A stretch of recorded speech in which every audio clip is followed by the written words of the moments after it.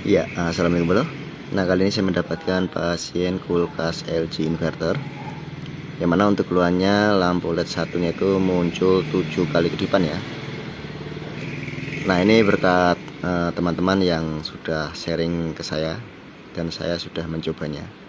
Dan kalian bisa mengganti bagian ini ya. Ini bagian yang saya tunjuk, dan alhamdulillah hasilnya itu berhasil ya.